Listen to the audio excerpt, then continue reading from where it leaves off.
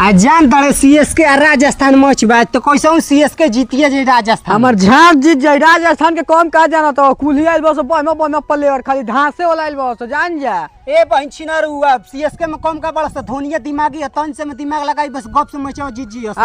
अच्छा अब तो सांझिए का बुझाई। अच्छा सांझ होके तो का हो सका ना। कल देखले अखिलेश मुंबई के देखा बहन छिनर का मुंबई वाला आई बहन छिनर रोहित शर्मा मार के जिला जाम कइले रहे।